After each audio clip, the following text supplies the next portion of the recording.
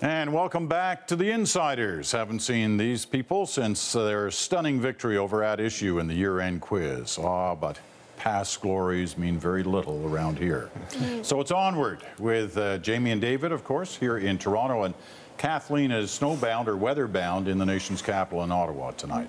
The topic for us tonight, the media, and I decided we had to do this after yesterday, because before our interview with the Prime Minister even ran, I was getting emails and tweets, as I have on past occasions before big interviews, saying, do you actually give all the questions in?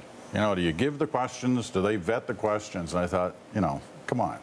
That, of course, is not true for any media organization that I know of. This is not the Soviet Union, you know, 1989.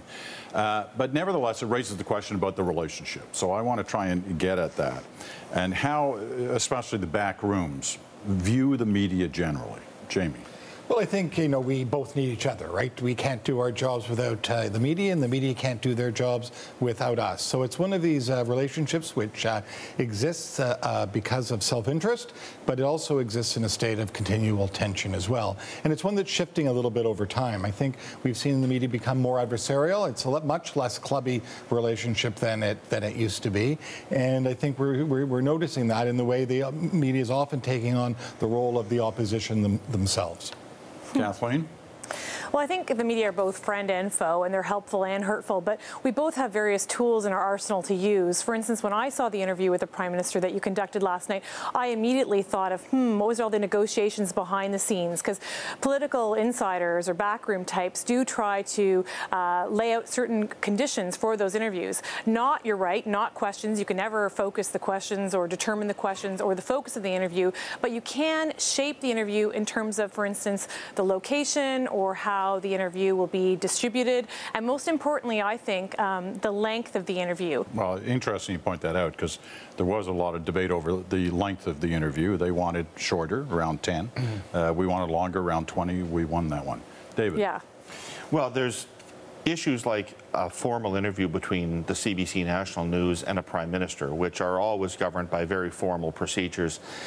But then inside of Ottawa, there's hundreds of people that are involved in politics in one way or another, working for MPs, working for ministers, working for political parties, and hundreds of journalists who are there to cover those things. And all of those people know each other and have relationships, and that's where the ground gets a little murkier. And I think that's the ground that we're going to cover today, which is how do those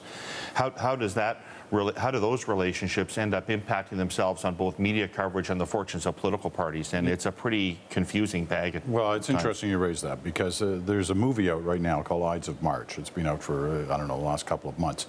Ryan Gosling, Marissa Tomei, two of the actors in it, and there's a scene, Gosling plays a political operative, Tomei plays a journalist with the New York Times, I think, and there's a great little scene. I'm going to run it here right now, and we'll talk about it, because it goes to your point. Here it is. I've given you everything you ever wanted. Everything. Every story, every scoop, your entire profile. You've given me a lot, all. but let's get real here, Steve. The only reason you ever treated me well was that I work for the Times, not because I'm your friend. You give me what I want, I write you better stories. Don't pretend it's any more than that. Why'd you meet with Duffy?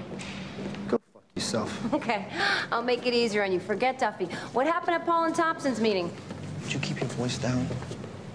Do you have any idea what this could do to me? Of course I do. That's why I'm giving you a choice here. I could get fired. So it's not a difficult one, is it? I've got to file by 3 p.m. tomorrow. You've got till then to make up your mind. Ides of March. David, in some ways, that's exactly what you're talking about. That is exactly what I'm talking about. Those are two people, one on one side of the fence, the other on the other. They obviously had a relationship of some kind where he thought that she was either a friend of his or a supporter of his political candidate, and somebody that he could transmit information to and have that returned in a friendly and helpful and supportive way. And now that relationship has turned on him because that person's doing their job as a journalist, and that happens all the time. And people are constantly getting themselves, myself included when I was in that town, embroiled in relationships that you think are one thing but really are not quite that. That's a caricature of, for a couple of minutes, of a relationship. But I know those relationships, and they're real, and that's exactly what goes on in Ottawa. Yeah, completely. It's a pretty accurate portrayal of what goes on, and it brings to mind two things that you always have to remember when dealing with journalists as a political person. One is it's better to be a source than to be a story, and the second thing is everything is always on the record. Always. right. And you live at your peril if you even forget that for a New York minute. Kathleen? Yeah. Exactly. You have to be friendly with journalists, but don't assume that they're your friends, because they're not. And that's what kind of the first lesson we tell all new MPs that come to the Hill. Be friendly, but they're not your friends. And you have to remember that you've got to respect the fact that journalists have a job to do, and their job will always trump, even if you do have a personal relationship with them. What's the cardinal sin in operating You with cannot the media? lie. You cannot lie? You cannot lie. Yeah, definitely. You can actually, that's not true. You could probably lie once, but as soon as you lied once, your career as a communication professional, as a political insider, is essentially over. If you lie to a journalist, they're not going to trust you. It's hard to keep the relationship going. Well, the one cardinal rule we use on this side is they may not lie to you, but don't assume that means they're telling you the truth. What's the cardinal sin, David? I think that's a good one, not to lie. But I think one connected to what we're talking about here, one of the things is don't assume that any journalists have the same agenda that you do. You're in politics, you're trying to advance an idea. They're in journalism, they're trying to cover it. It's different. And they're also part of a pack, and that pack is attracted by conflict, that pack is attracted by novelty, and it is attracted by narrative.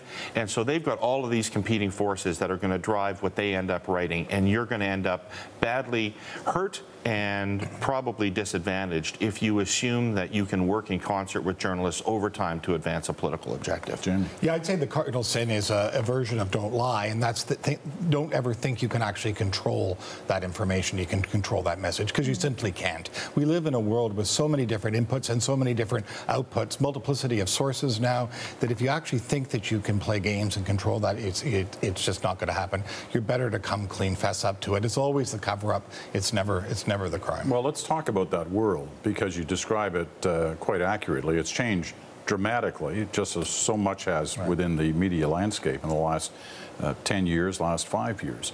And now we live in a world where the media is, huge and operating at so many different levels and platforms.